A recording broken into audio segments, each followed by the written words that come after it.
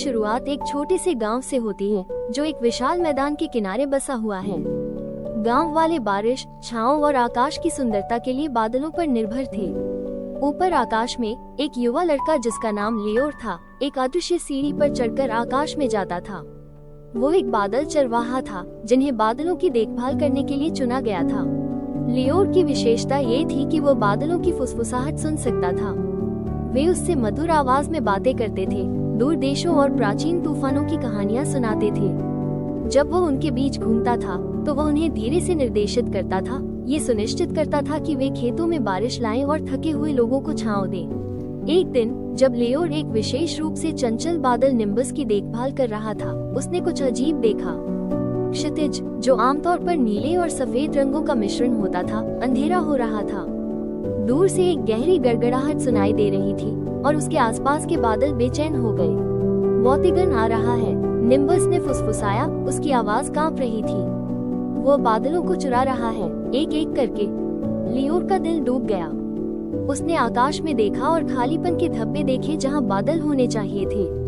नीचे की दुनिया पहले से ही पीड़ित थी, नदियां सूख रही थी और धरती निर्मम सूरज के नीचे फट रही थी। उस रात लियोर अदृश्य सीढ़ी से उतरकर गांव लौट आया।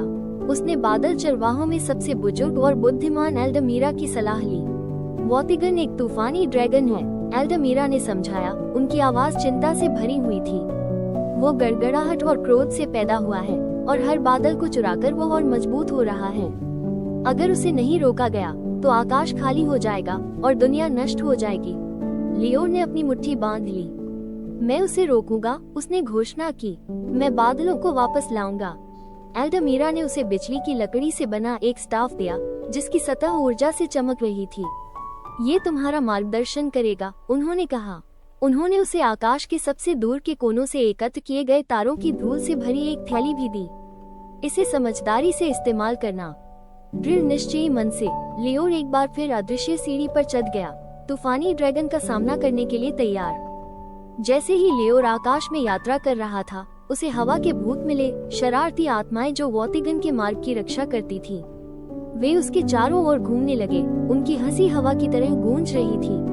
तुम नहीं जा सकते, छोटे चरवाहे, उन्होंने मजाक उड़ाया। उनके रूप धुएं की तरह बदल रहे थे। लियोर ने अपनी थैली में हाथ डाला और तारों की धूल का एक मुट्ठी भर बिखेर दिया। धूल चमकीली और नृत्य करती हुई प्रकाश का एक पुल बन गई। हवा के भूत उसकी सुंदरता से मोहित हो गए। उन्होंने अपनी शरारत बंद कर दी और उसे जाने दिया। अपनी यात्रा में आगे बढ़ते हुए लियोर गड़गड़ाहट के दैत्यों से मिला, विशालकाय प्राणी जो ऊर्जा से बने थे। उन्होंने उसका रास्ता रोक दिया। उनकी आवाज ड्रम की तरह गूंज रही थी।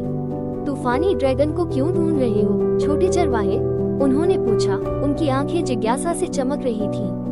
मैं बादलों को बचाने आया हूँ, लियोर ने स्थिर आवाज में जवाब दिया। उनके बिना दुनिया नष्ट हो जाएगी। गड़गड़ाहट के दैत्य उसकी बहादुरी से प्रभावित होकर एक तरफ हट गए और उसे तूफानों के पहाड़ की ओर इशारा किया जहां वॉतिगन का घर था।